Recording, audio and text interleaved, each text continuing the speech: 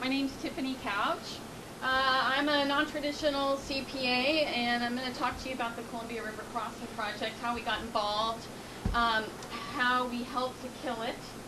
It's trying to come back from the dead right now in Oregon, and I'll explain a little bit about that as we move along. And how do we, there we go. So I will talk to you a little bit about what a forensic accountant is, because not everybody knows. I'm a non-traditional CPA, so my clients don't come to me to have tax returns done or have me do a traditional financial statement audits. The work we do and the work we've always done really has been fraud examination when people think somebody's stealing from them. We do a lot of litigation support when people sue each other. I look at contracts, I look at documents, I go into court and I testify. And I also speak all around the United States on forensic accounting, and I teach other fraud examiners how to do what I do. So I was really quite happy building my practice there in Vancouver. Lots of great clients working all around the United States. I was just quietly building a business back in 2011 when Mr. Medor came to see me. And I'm going to figure out how, oh, I'm so sorry. So my client came to see me, and let me back up. Let me tell you what the Columbia River Project really is, if I can get this to work. It was originally a bi-state project between the states of Oregon and Washington. The project office opened in 2005, and they said we're going to fix a 5-mile stretch of Interstate 5. We're going to build a new bridge spanning the Columbia River, which is the border between the two states. We're going to build 2.9 miles of light rail, essentially expanding Portland's light rail into the state of Washington. And we're going to complete 5 interchanges. And they set up an office in Vancouver, Washington, and that was really very important as we got into this to understand why Washington took the lead. So that's what they said they were going to do. And here's a couple of, well, shoot, I have pictures for you, but they're not showing up. We became involved in 2011, so 6 years into the project going on, and the only thing I knew about it was what I read in the newspaper. Things like an expert review panel was hired by the governors, and that expert review panel told the Columbia River Crossing Project office, hey, by the way, you can't build this project that you're planning to build. It's not feasible. There's nowhere in the world that this actually can be built. There were questions about spending, and at the time, about $125 million had been spent. And my client was a business owner, and not even a prominent business owner, but somebody who built a I think it's semiconductor type of business out of his garage in Southern California, moved up to Washington State. He puts well over 100 people to work in a debt-free building, in a debt-free company. He has well over 20 nonprofits in his building that he gives free space to. So he's really the kind of guy that you would want in your community. He's subsequently been vilified in our community. So he asked them, hey, I would like to know where the money's been spent. You spent $125 million. Can you please let me know where you've spent it? They gave him 724 electronic PDF files, each containing over 1,000 pieces of paper. And so he had 10,000 documents, and somebody said, well, you need to hire Tiffany Couch. She's a forensic accountant. That's her job. She goes through documents. And so he calls me into his office. He says, I want you to go through these 10,000 documents. And I said, you do not want to pay for that. You don't understand. This is a government agency. I used to audit government agencies. If you asked them for the wrong thing, maybe they didn't understand what you were asking for. I said, if we, ask for the right things, we'll get the information we need. A balance sheet in a government agency is called a statement of net assets. We usually speak a different language. He said, so you would do that? You would ask for the right thing? And I said, sure. And he said, in fact, I have a meeting scheduled with them next week. Will you come with me? And I said, sure, I'll come with you. So he and I traveled down, or just go across town to the CRC office, and there we're met with about 10 to 12 people, and there were another handful of 4 people on the phone from Olympia. So there was between 14 and 16 people there to meet the two of us, which is a big red flag in my room, okay? It's a big red flag. And so I said, he let me kind of take over the meeting, and I said, I just want to know, can I just get a job cost, balance sheet and an income statement? And I called them the right terms. And they said, well, ma'am, we're a project office. We're not an agency, so we don't have to have financial statements. Okay, that makes sense to me as an accountant. And I said, but you've got to have a job cost report. I've done lots of construction-related litigation. We've got to have a job cost report. Well, no, we don't have a job cost report. And they said, well, how do you track your expenditures and budgets and everything? And they said, well, it's really very difficult, Ms. Couch, because we have a 5-state project, and we really don't have an accounting system that we can give you that information for. But here's what we've done. We have dumped everything out of our accounting system into Microsoft Excel, and we're going to give it to you to have. These documents, this Microsoft Excel file was 30,000 lines of data, and over more than 26 columns, right? Because we were going like over to A, something like that. Okay, so 30,000 lines of data, and then they handed me their accounting manual, and said, here you go. This is what you can use this information to figure out how much money we've spent. And I said, this is crazy, right? This really doesn't make any sense to me. So he paid for me to go through that information, and this is not going to work, so I'm going to just use this. And that's not going to work either. I'm so sorry. So this is not going to work. So we issued 6 reports over the course of a period of time. And let me just back up and tell you about the data that we originally looked at. That 30,000 lines of data showed $125 million had been spent, 70% of which had gone to a single vendor, which was David Evans and Associates. Okay, so well over $88 million had been spent on a single vendor. We also discovered in that data that they were paying $30,000 a month in rent for the building there in Vancouver, and we learned that the WashDOT building right there in Vancouver across town the other way was half empty. And they could have housed all of the WashDOT, ODOT, and the consultants in the free space at the Department of Transportation building. We also discovered that they were marking up all of their subcontractor billings by 4%. So we did a few reports that kind of brought it to light that there were lots of questions. And that was back during the session in 2012, and at that time I was affiliated with a crazy guy named David Medor, and there's no way that Ms. Couch could be right. She doesn't know anything about transportation, and there's no way, right, that anything could be full steam ahead, right? I was surprised. I really figured that once I gave people information that they didn't have, that they'd make a different decision. I do that all day long with business owners all across the country. I give them information so that they can make a better decision. And so it didn't make sense to me that these same people who are public officials, that are business owners themselves, weren't looking at our information in that way. Instead, we were crazy. So I want to show you a couple of pictures.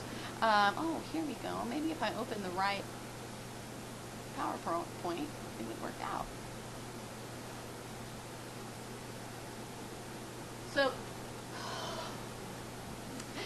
So here is a picture of the, let's get that, come on.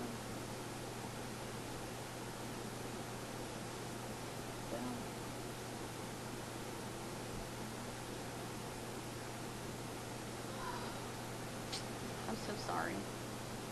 Our little technology is not working very well today. We've got too many things going on here. I really wanted to show you the pictures. I'm not a Mac user, so we're having some technical difficulties here.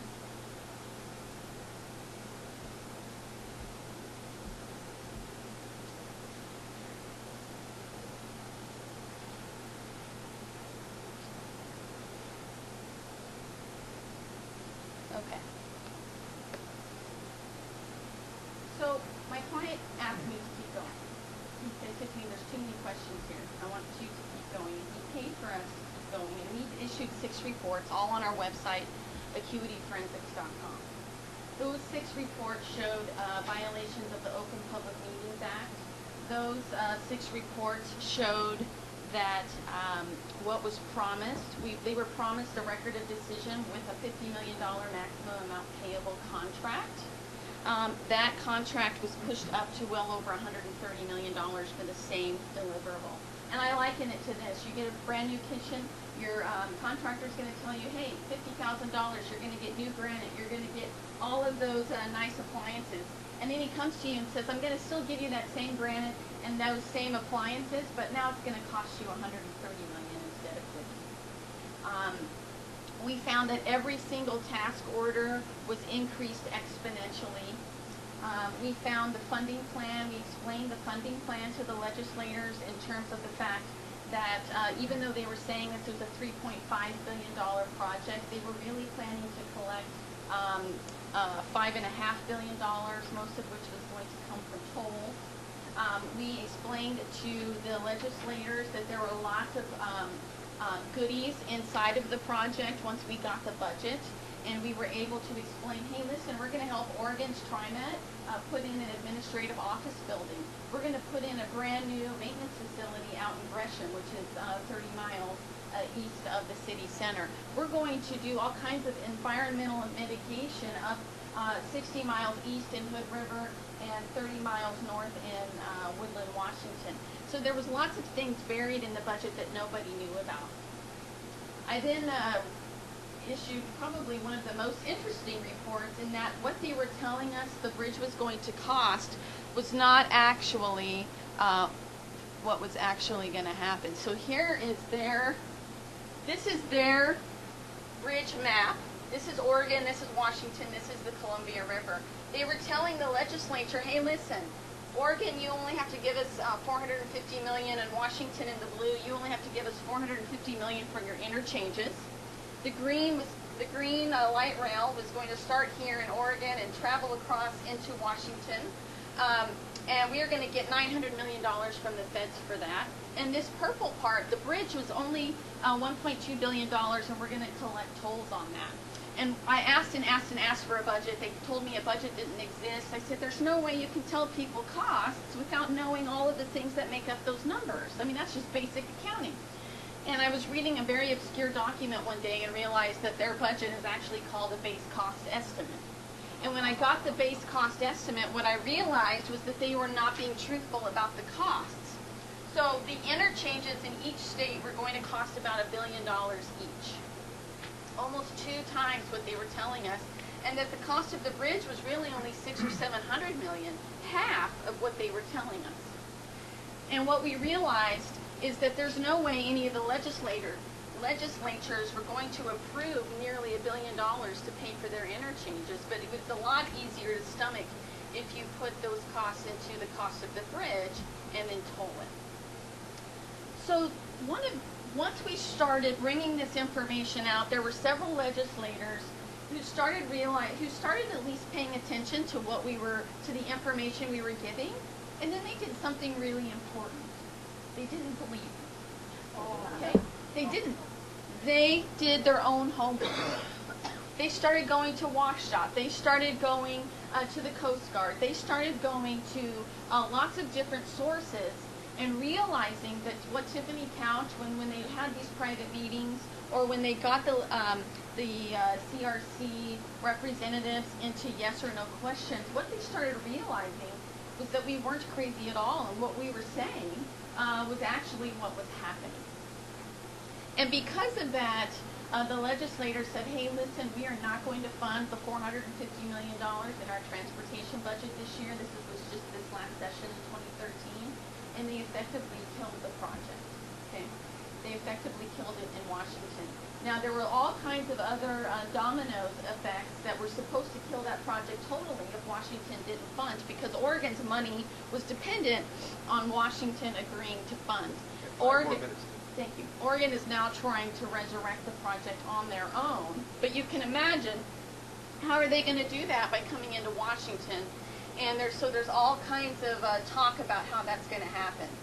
Currently, our transportation system, C-Tran, has given TriMet, which is Oregon's transportation system, basically eminent domain to come in and take land in Washington for what they need to build the light rail. So a couple of things I learned, and I think hopefully that could be helpful to you. Number one, I never used my own number. Okay?